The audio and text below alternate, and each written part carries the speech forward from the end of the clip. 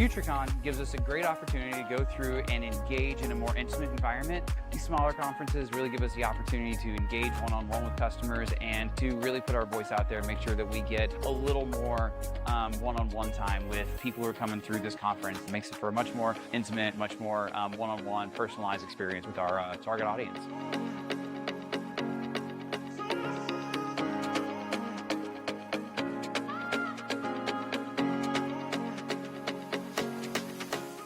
Red Canary attends several large cybersecurity conferences throughout the year, like RSA, Black Hat, and Gartner. But it's really important for us to get out in the field and attend more intimate venues. And that's why FutureCon has been really great for us. It allows us to have more in-depth conversations and relate on a more personal level and not such a large, loud, overwhelming space.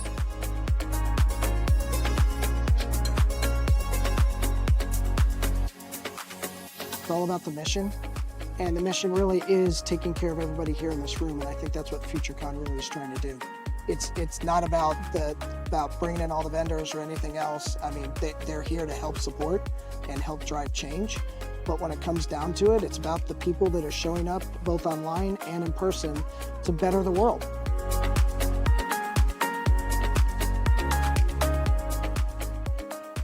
With data mining, artificial intelligence, all the other cool, flashy terms that are out there nowadays, those are great and they help, but it comes down to people.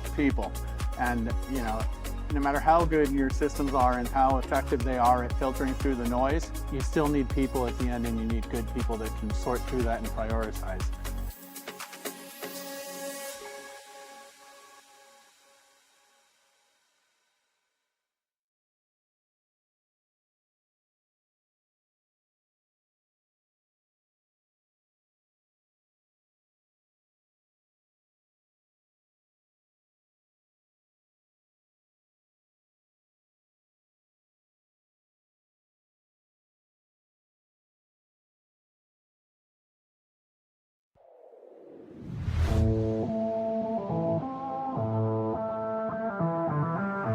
At the end, hang tight. I do have someone that can help me here.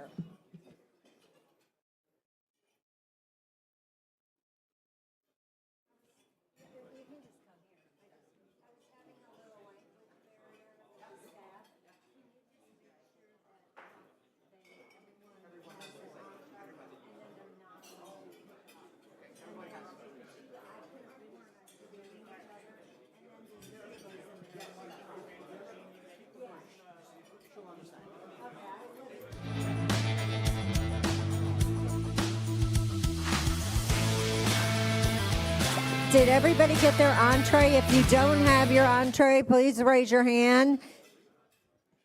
Okay. All right. We got it going here. Okay, back to my keynote speaker. I have Jack Brooks, and he's the head of Hackbuster and the CISO for Box Insurance, Inc.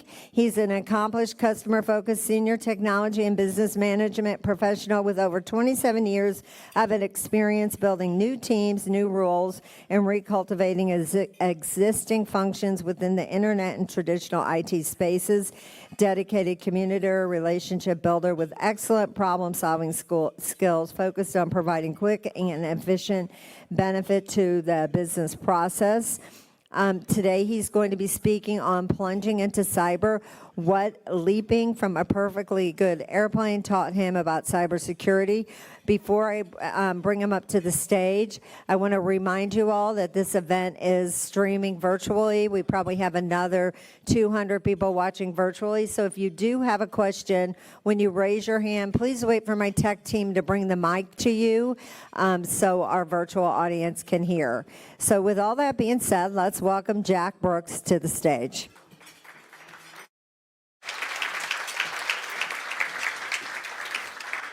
Thanks, Kim. Thanks, Kim. All right, well, good afternoon. Bonjour tout le monde. Lunch is good. It smells fantastic. And I haven't eaten yet, so hopefully I don't get hangry partway through this. If I do, someone toss me a roll, okay? Anyway, so I'm here to talk to you a little bit about cyber. I'm going to try and make this fun. I understand. I mean, it's lunch. As the lunch starts to settle, we're all going to get a little sleepy. Hopefully, my story will be a little bit more exciting. It will keep you entertained a little bit. But actually, we're going to look at it a little bit differently. And really, what I'm trying to get across is cybersecurity is a team sport. All right? So, before I get into the story, a little bit about who I am, where I'm coming from. So I work for Box Insurance, and who's excited to hear from an insurance guy? Yeah, me either. I'm not really an insurance guy, so that's okay. But anyway, Box Insurance, we have three main products. We've got your typical corporate cyber insurance product. We have a home or personal cyber insurance product, as well as a product for companies who either don't qualify for cyber insurance or for whatever reason they don't want to purchase it. Maybe they've had an event or they just find it too expensive.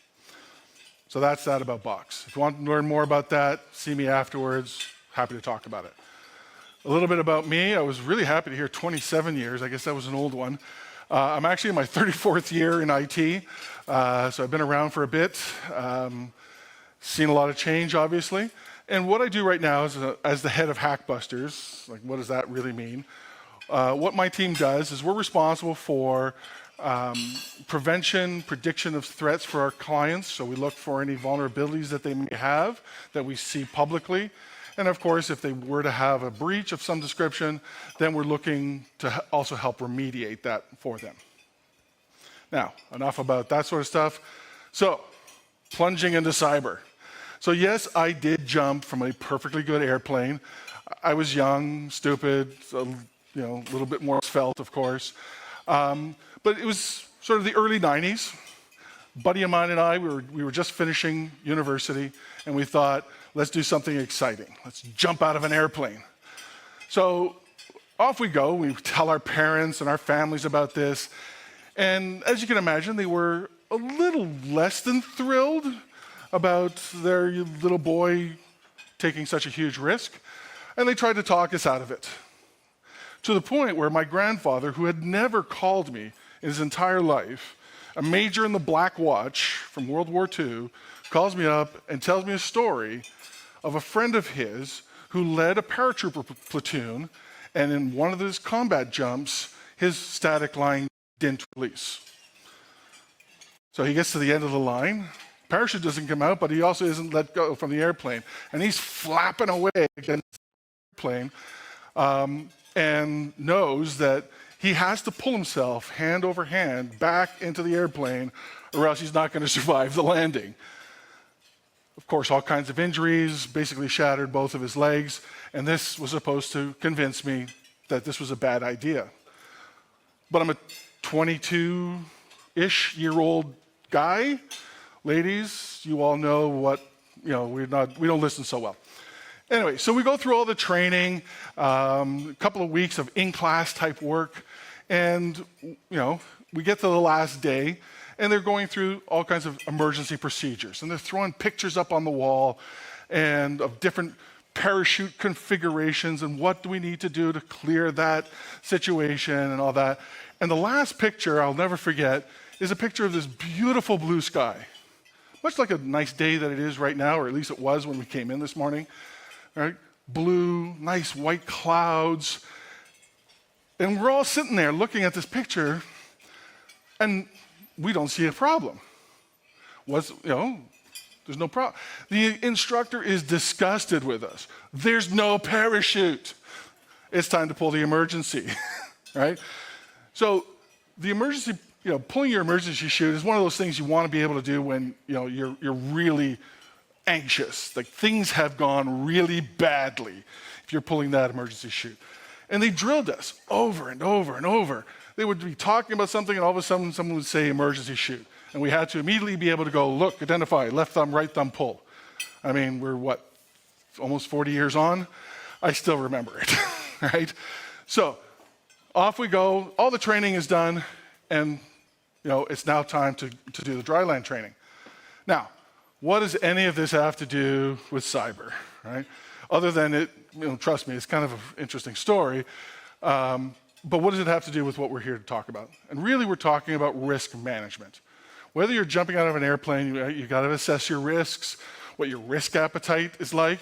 You know, if you're afraid of heights, you're probably not going to enjoy your experience jumping out of an airplane, right? So everything that we do is all about risk and managing that risk. And the risk that one organization has isn't going to be the same as what somebody else does, right? So really that's what we're talking about here, right? And then understand the different groups and the motivations that they have, right? Your CFO is going to have a very particular motivation, right? I don't know if we have any CFOs in the room or accounting folks, but you know, they're probably a little bit more concerned about the money, right? How much is this tool going to cost? How much is this analyst going to cost, right? There's nothing wrong with that. We have to run a business. We're all trying to make some money, right? But how is that going to be applied? So understand that motivation. Your CEO probably doesn't want to know a whole lot about it. He's worried about fulfilling the company's mission, right? They're counting on us to talk about cyber, right? Your users or your operations managers, they want less and less friction to get the work done, right? As we add new security controls, we're adding more friction. So understand that. All right, so we get to the dry land training. So we get to the airport, the drop zone. It's very exciting stuff. We get fitted for our jumpsuits, and we do some more training, right? They teach us how we're supposed to get into the correct position, right? We're flying little Cessnas, basically 4 people in this aircraft. It's a flying gas can. There's only 1 seat for the pilot, right? So we go through all kinds of training, you know, how to get our arms just in the right position, get our feet in the right spot, and how to jump off of the airplane to make sure that we have a good, solid release and everything is going to go well. So through this whole process, originally my buddy, Colin, he said, I want to go first. That's okay, no problem. But through this process, he decides, no. If I go first, I'm afraid I'm going to chicken out. Or if I go second, sorry, he didn't want to go first. He was afraid that he was going to chicken out. So now he wants to go first. Not a problem. You can go first. So none of this made it all seemed totally normal to me. Until we got into the airplane and we're starting to taxi towards the runway, and I started thinking, am I insane? What am I going to do? Anyway, so again, what we're trying to do here is define and build our security posture, right? So we went through all kinds of training to get to this point, right? You know, do you have all the components that are needed? You know, there's some obvious things you need if you're going to jump out of an airplane. Parachute's one, just in case nobody knew. Parachute, very important, right? You need an airplane, you need different safety equipment, a helmet, goggles, if you want to be able to see anything in the high winds, that kind of thing. It's the same thing with cyber, right? Do you have a good understanding of all the components it takes for you to run your business, right? In one of the previous talks, you know, it comes up a lot, right? Asset management. Do we have a good inventory of the assets that we're trying to protect? What's your realistic, and I capitalized realistic, right? What is your realistic appetite for risk? The number of CEOs or senior executives that I talk to on a daily basis who say, we are very comfortable with risk. And then you talk to that same executive months later when they've fallen victim to a cyber attack and they are literally panicking 30 seconds after they find out it's a cyber attack. And they cannot be down for another minute. That's okay, right? But that decision that you made that you were okay being down and your people will rally and will support your customers, and if you're down for a couple of days, it's okay. Well, that's a very different way you're going to fund and work on your security posture and the security controls that you're going to implement than, you know what, if we're down for an hour, I might be okay, But 2 hours, I might have a heart attack. All right? So be realistic. Right? What kind of experts do you need? Right? So I have a bit of a controversial statement I'm going to make. Right? Most of us, unless this is what we do day in and day out, most IT professionals don't really understand what's required for cyber. Right? Sure, we can figure it out. Like, I used to run IT teams, right? And I've realized that, you know what, your internal team, even some of the security guys, they're really good at keeping those businesses up and running 24/7, 365, dealing with smaller events. But when something really serious happens, or you're putting in a brand new technology, a lot of times it's unfair to ask them to be able to immediately burst up to that experience. Can we figure it out? Of course we can, right? It's how we've built our careers. But especially in a cyber event, right? How many cyber events do most of us go through in a career? A handful over 20, 30 years, right? In that sort of scenario, you need people who are doing this day in and day out, because the attack vectors change, the methods that the cyber criminals use change and evolve, right? You need people who can respond. Now, I will caution you, there are a lot of IR firms out there that will say, okay, you guys run the environment, you go sit in the corner, think about what you've done, and we'll let you know when you can come back to and work on this stuff. If that's the IR firm that you've got, find a new IR firm, all right? You should be part of the process, but make sure that you're getting some people that can help you and have experience with this. Trust me, over probably 200 events that I've helped manage, every single time you bring in an expert, you get it done faster and you get it done cheaper. All right? Now, enough on that. So what tools do you really need? Right? There are a lot of amazing tools out there. We've got a bunch in the next room. Right? But are they all the right tools? Like, does everybody need the same tools? No. Take some time to understand what it is that you need from your tooling and choose the right tools for you, for the risk profile you've got, the type of systems that you've got in place. Right? Do you have a bunch of servers that you manage? Or are your offices essentially glorified coffee shops? Right? Depending on how you operate, you're going to need different things. And what happens when everything fails? Right?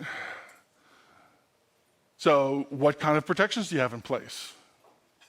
Of course, obviously, I work for a cyber insurance company. I would always suggest cyber insurance is a good idea if you can get it and you can qualify for it. But what are your other backup plans?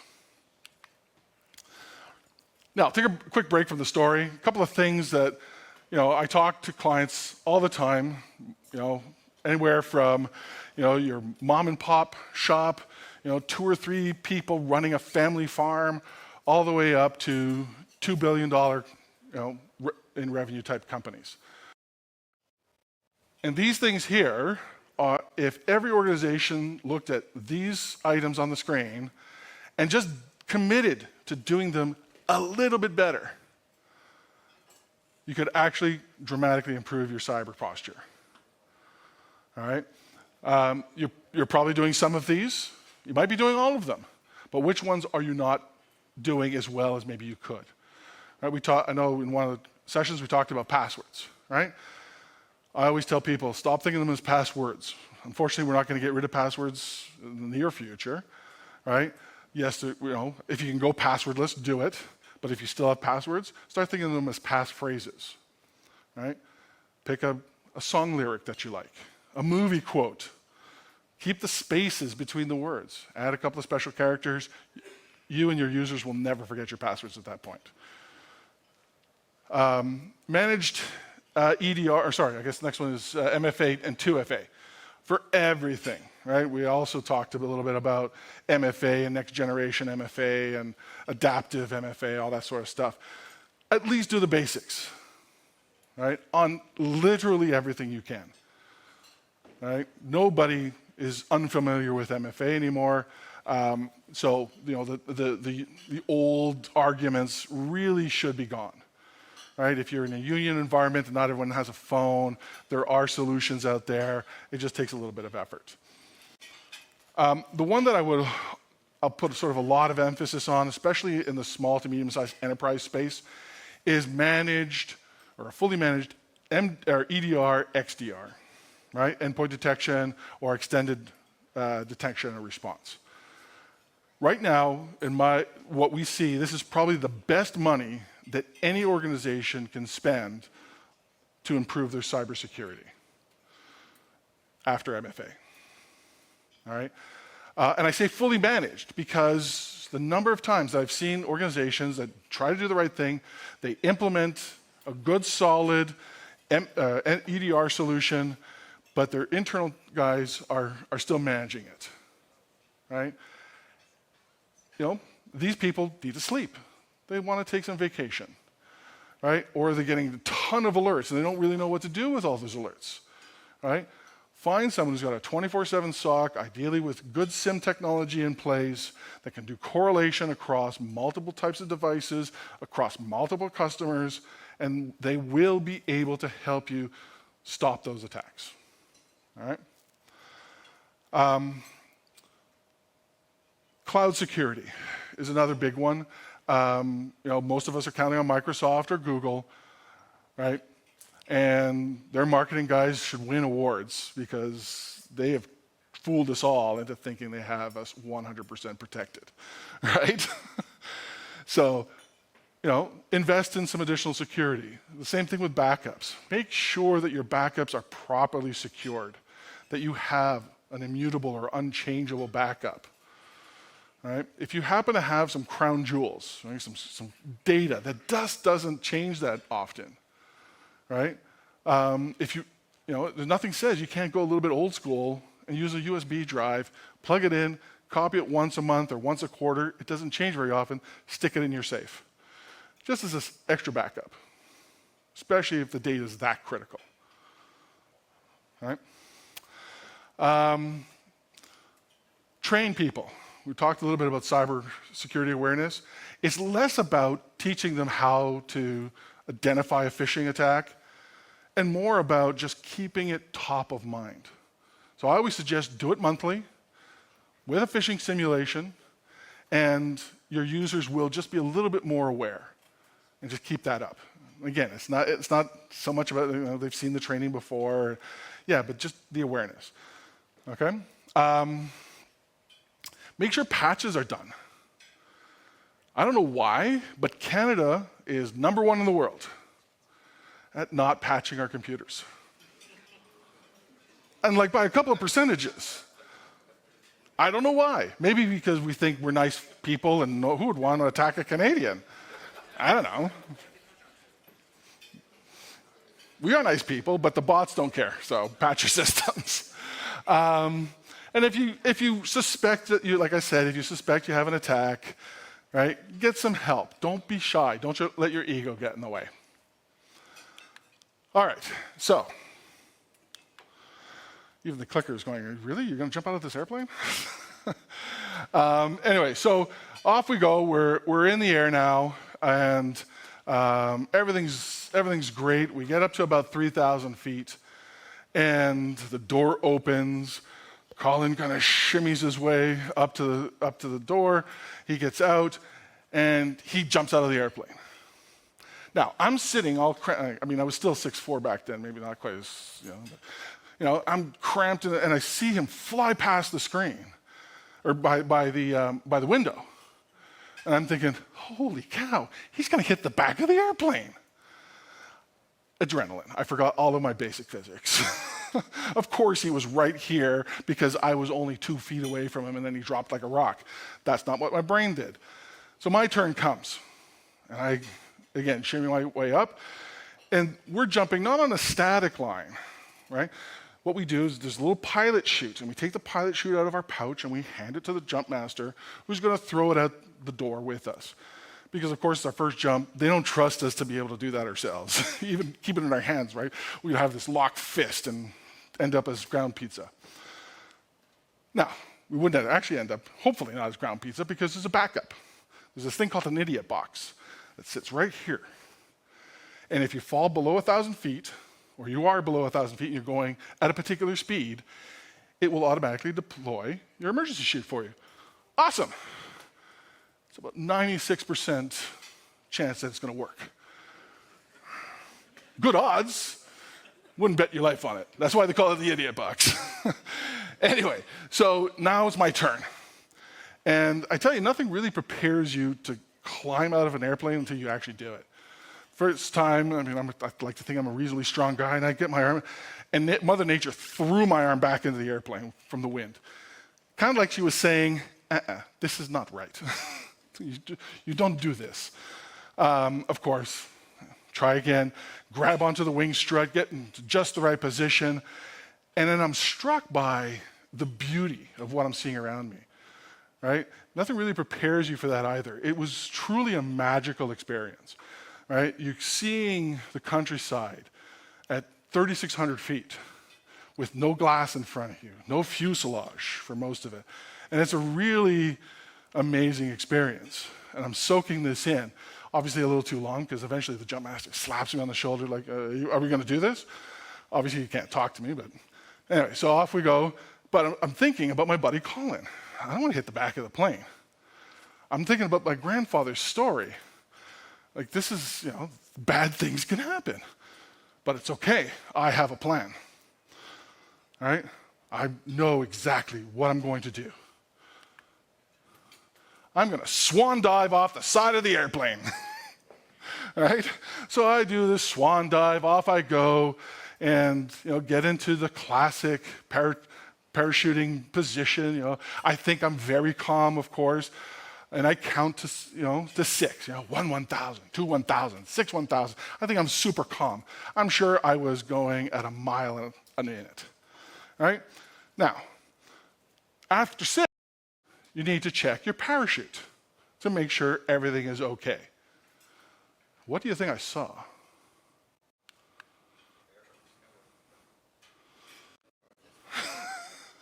Right? Remember the last class? Blue sky with nice wispy clouds. That is exactly what I saw. Things are getting a little bit more intense now. All right, as the saying goes, no plan survives contact with the enemy. All right, so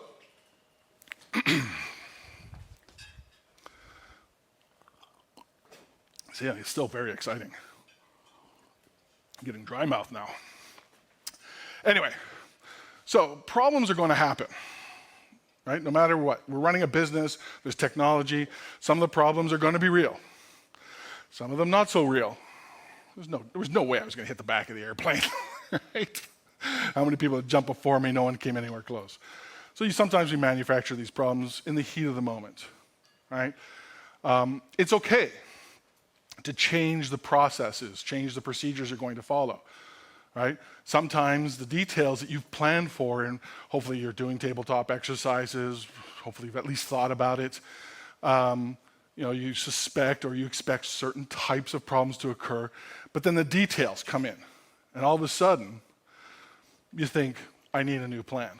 And that's okay. All right? You need to go off script.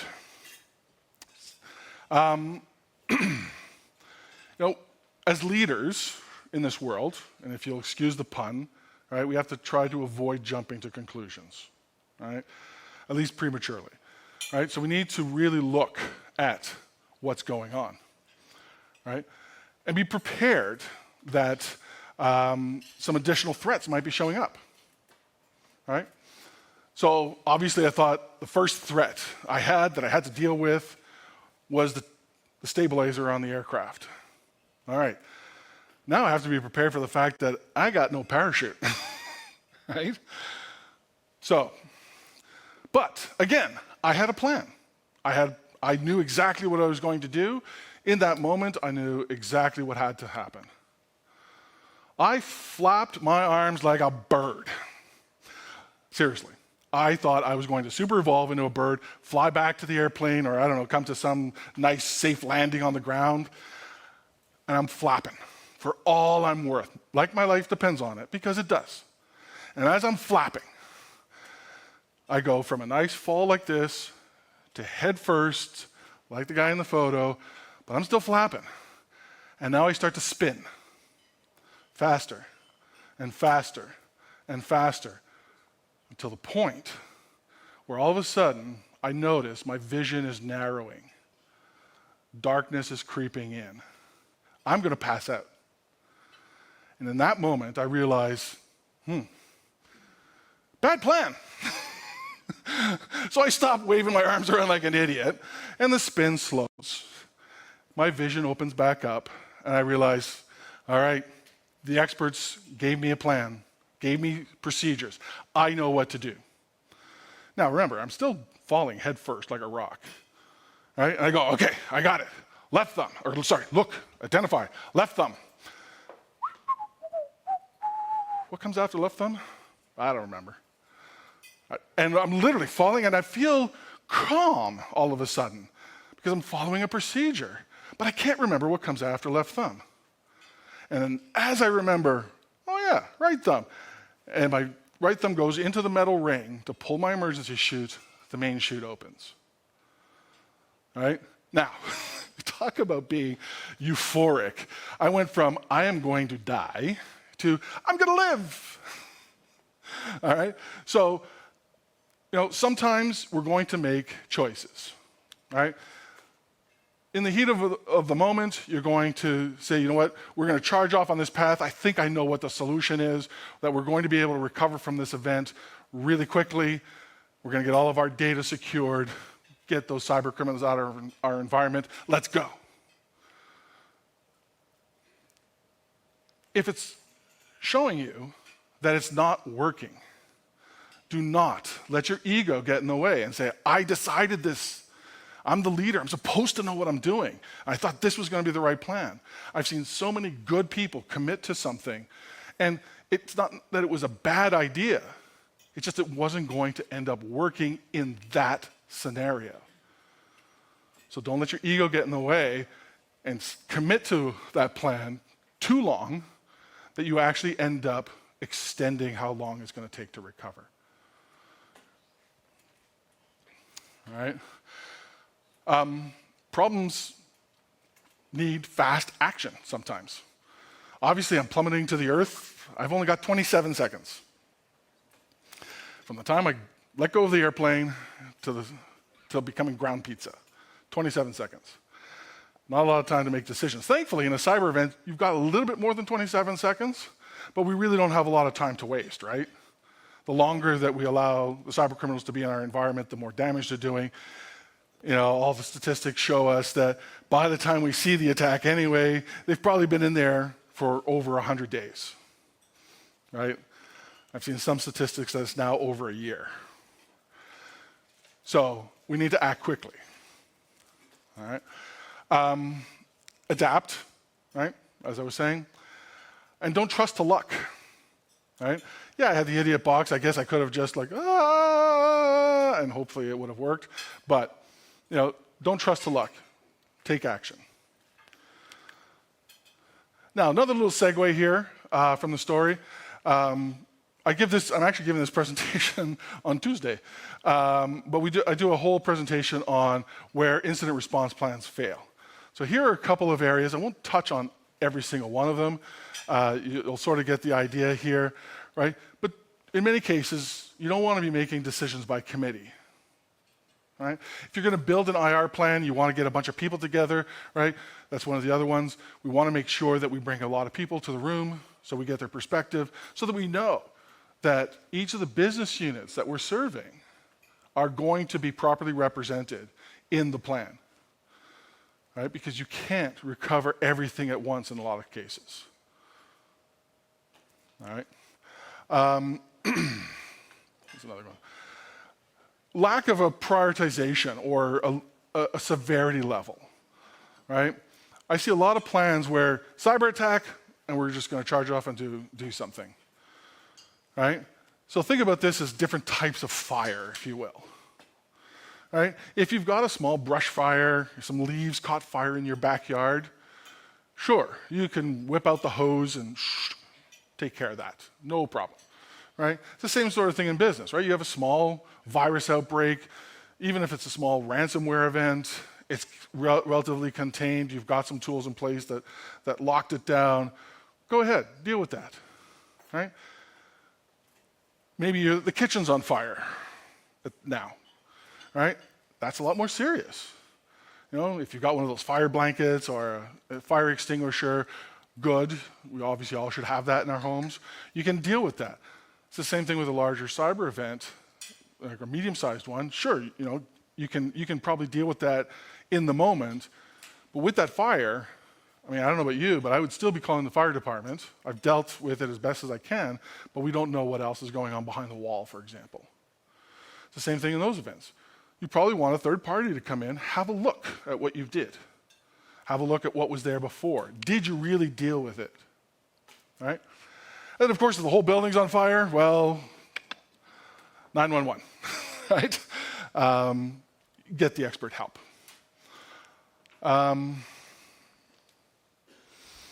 Legal, that's the last one I'm going to pick on. So a lot of times, legal gets involved in these things, and legal runs these, right? The whole idea of a breach coach, right, was built by lawyers. Of course, we need lawyers in these sorts of scenarios, but I would suggest to you that having a lawyer leading a cyber event is not the best use of their time, the money that you're spending on them, and generally I'll be bold and say it will slow things down. All right? Have the lawyers do what the lawyers are good at. If you've got private data that's, information that's been exposed, or health data, or sensitive data, you need to report to a regulator of some description, get the lawyer involved. They're going to help make sure that you're nice and protected. But when it comes to identification, containment, ejection, recovery, have someone who understands these things lead that effort. All right? Okay. There's a whack more in there. You guys can read that, I'm sure. Now, this could be the end of the story, right? I've had some crisis, but there's more. All right? So, of course, now I think, I'm going to live. It's great. My heart rate's starting to come down. I'm breathing again. And, we've got a little one-way radio that the team on the ground is talking me to. Practice a right turn, practice a left turn, practice that flare, which is that thing that the parachuters do when just as they're about to touch down, it slows them and lets them have that really cool-looking, stand up or nice little paratrooper roll kind of thing, right? Do all of that. Enjoy the scenery a little bit more. Enjoy life. And so I get closer and closer to the drop zone, right? That little red circle painted on the ground that I'm supposed to aim to put my feet in. And it becomes very clear, I'm going to miss the drop zone. I'm just going to sail right over that little red circle. But now I'm close enough, and I look down and yell to the team going, should I make another turn? And they said, no, you're too low, just go straight. You'll be fine. Okay. I thought about it for a second, and I thought, I've made my own decisions to date. They have not been good decisions. I'm going to listen to the experts. That sounds like a good plan. So I listen to them. But I see the runway coming closer and closer to me. Now, thankfully, it's the end of the runway. And I don't know if you've ever been on the end of not a commercial, but a sort of a local regional runway that they don't do a really good job of cleaning up. Lots of little pebbles and bits of rubber from the tires collect there. And it's sort of like walking on ball bearings on a concrete surface. So I'm hoping, I hope I don't land on that runway. I'm landing on that runway. So it comes time to do my little flare, everything's good, my feet touch the ground, and scoot out from underneath me. And I land flat on my back, bash my head, thankfully with the helmet, but the world does go black at that point, just for a moment. But I come to as the team is running towards me, and I'm being dragged around on the ground. Right? So, I obviously did not have the best skydiving experience. So they felt a little bad for me. And they said, hey, why don't we give you a really good discount, 75% off, and you can try it again. What do you think I did? Not a chance in hell. Sometimes life tells you, you've used up your luck for the day, time to hit the showers. All right? Now, there can be other threats lurking, right? So here we talked about 3 different things that happened, right? One was not a threat that I overreacted to, right? The other 2 are real threats. It's the same thing in our businesses, right? Very rarely do I see a cyber attack that is only one thing, right? If the criminals are going to take the time to infect your systems, to attack you, whether it's a bot that did the initial threat injection or someone actually did it, right? They want to monetize that. This is their job, right? They want to get paid. So, we need to look for those additional threats. Obviously, you need to contain the one that's active, but don't assume it's the only one.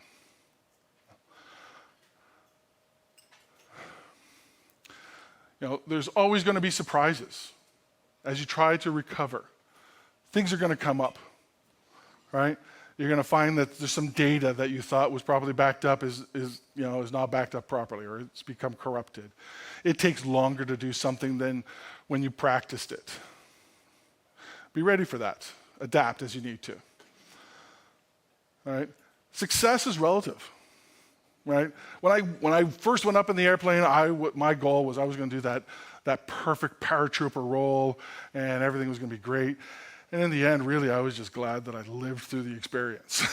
Right? So it's okay as you go through these things to adjust your thinking on how you're going to respond. You're at heightened risk after these things start to happen. Right? I wasn't really prepared for the fact that, if I land in this spot here, I might hurt myself, right? Maybe I should have taken a little bit more responsibility. Even though I made some bad choices, doesn't mean that I can abdicate all of my responsibility. At the end of the day, I'm the one in control of the parachute. I could have made a little bit of a right turn or a left turn to make sure I didn't land on the hard surface and knock myself out. It's the same thing with what we do. Right? Maybe you made a bad choice.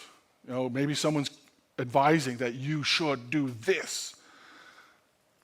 If you don't think it's right, it's your responsibility to say, I don't think that's right. I think I need to do something else. All right. A few takeaways. All right. So, we all want to hope for the best, right? We've got a mission to accomplish in our businesses, but we obviously have to plan for the worst, right?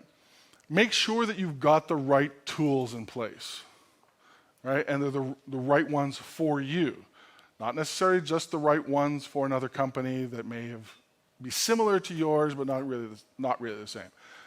There's nothing wrong with going off script, but be ready to get back on script, right?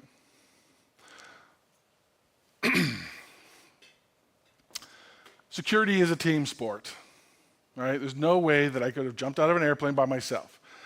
I guess I could have went and bought a parachute and bought a book off of Amazon or something. Actually, Amazon didn't exist back then. Go to the old bookstore, right? Buy a book on parachuting and try and convince someone to take me up in their little Cessna and let me jump out the door. I guess I could have done that. Wouldn't have been smart. Some may argue even doing it with the experts was maybe not smart, but anyway. But use the team at your disposal.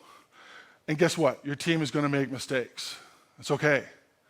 But just be ready to recover from those mistakes. Don't dwell on it, right? Take action. There is no room for ego in this space. None. We all have one. We all think that we're really good at what we do, and we are. But this industry of technology and cybersecurity is far too broad, far too deep. Don't let your ego get in the way of getting good advice and learning. And lastly, you cannot outsource a responsibility. Right? I talk to a lot of small businesses. Say, oh, well, I've got Joe's MSP. They're looking after all of my security needs. Great. I'm sure Joe and his team are fantastic. It's still your responsibility to make sure that your business is running properly and that your business is properly secured. All right.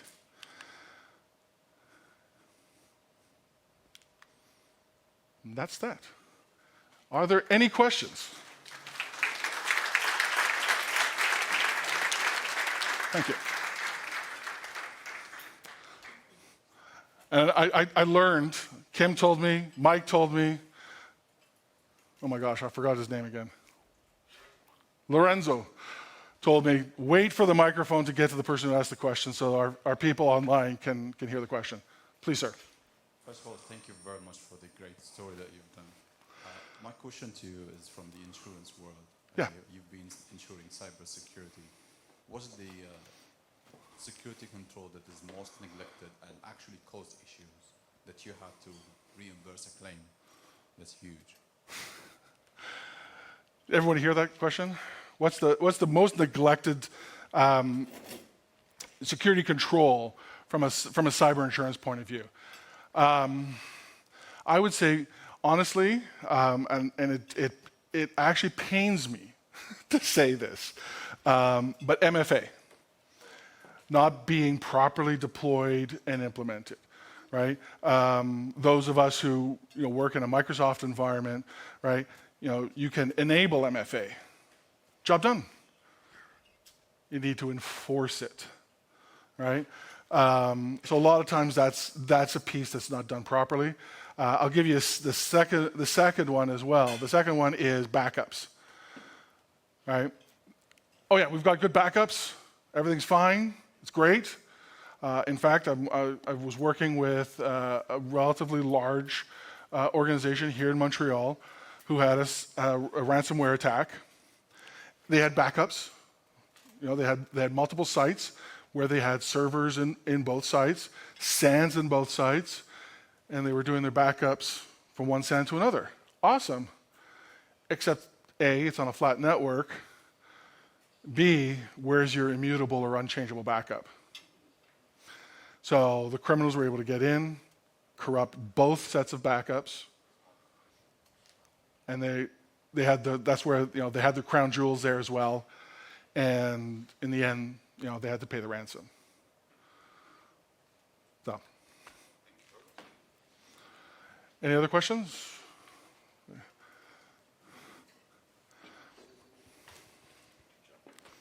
Thank you. Do you do some sort of due diligence before accepting to insure a company? Is there a standard that you would like to do follow or would like to follow? Yeah. So is there a standard or some due diligence that cyber insurance companies go through? So the answer is a little bit, it depends. All right? Depends on the cyber insurance company. It depends what industry they're in and what their revenue level is. But in general, there are minimum security conditions. So for Box, we have a set of minimum security conditions. They're not hard to meet, in my opinion. I would love to see them be a lot more stringent, but it's basically, if you have an office, you've got a firewall, you're doing backups, you have MFA enabled, you've got some kind of endpoint protection, and you're patching your systems. That's about it.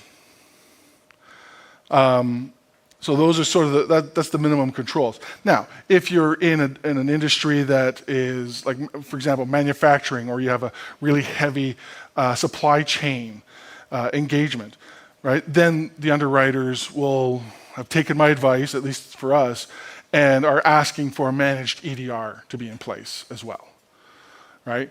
Now, with insurance, and this was something new to me, I mean, I've only been in with Box for a little over 2 years now, I would have thought, hey, why don't we check, right? Because then, A, we know that they're doing it, and B, if they have a claim, we're not going to deny the claim because we know they have the thing, and it was a proper attack, and that's what the insurance is there for. It's sort of like in here, there's inspectors that come and make sure that there's sprinklers and that they'll work if there's a fire so we don't all burn, right? But it's not what's done, right? And it creates friction in the market, and then clients say, well, I don't want to prove to you that I've done these things. So I'm going to go buy my cyber insurance from someone who's not going to ask me to prove it. It's just a little weird that way. So, does that answer the question? Excellent. Thank you. That's a good one. Hello, sir. Thank you for your presentation. In some newspapers, especially in the US, some companies say that they subscribe to the insurance, but at the end, when the event happens, they don't get it. How can you explain that? Yeah, so excellent question. I hear this one a lot. The question is really, you buy the insurance, and then you have an attack, and the insurance company doesn't pay out, right? Insurance companies are always dealing with that, right? So I can't talk about other companies specifically. I mean, I do know it happens. I was with a number of people, the first half of this week in an RCMP CISO-sponsored event where, looking at attacks on critical infrastructure, and this question came up as well. And it got quite spicy in that conversation. There's different types of cyber insurance, right? Now, I'm not an insurance professional, right? I'm like many of you, I'm a tech person. That's kind of fallen into this. So please take this with a grain of salt.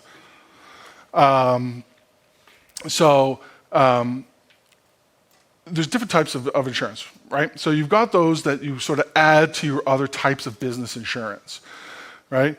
Those are often, you've got a vendor or you're part of a supply chain and you have to put a check in an audit box that, yes, I have cyber insurance of X millions of dollars. Fine.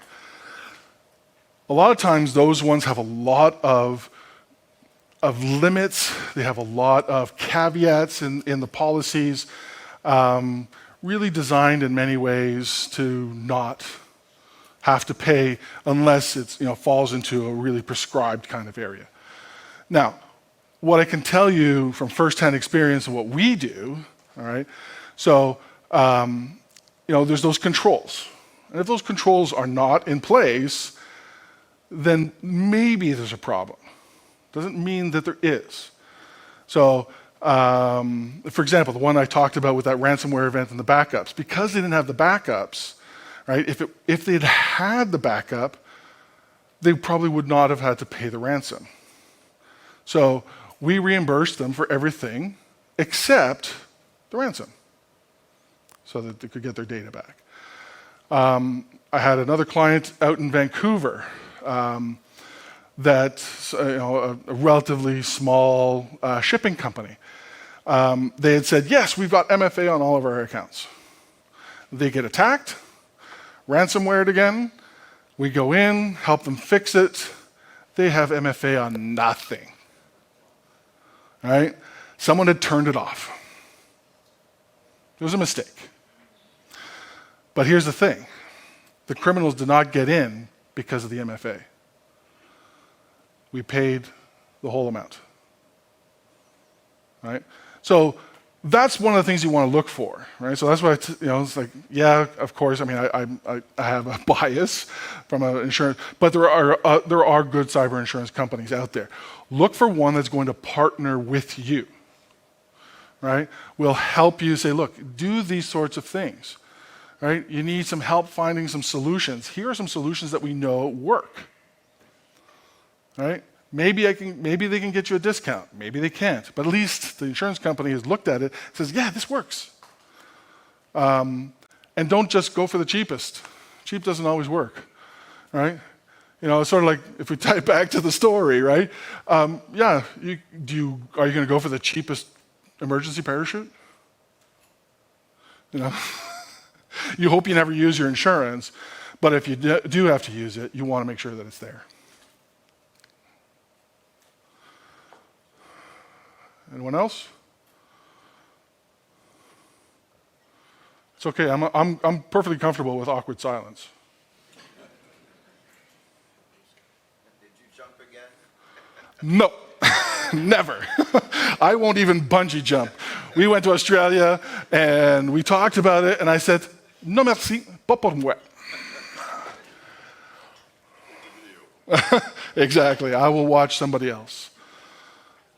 What was a little scary is my son really thought about doing it, and I wasn't sure that I was good with that. Okay? All right, well, thank you so much again. Merci beaucoup. All right, so I will be around a little bit. If you didn't want to stand up and ask a question, I will be around for a little bit, and then I have to fly back to Montreal, hopefully not get sucked into a tornado, but I will be around for probably about another hour or so, if you want to chat. All right, excellent. Thank you again. Thank you, Jack. Thanks, Kim. All right, everyone.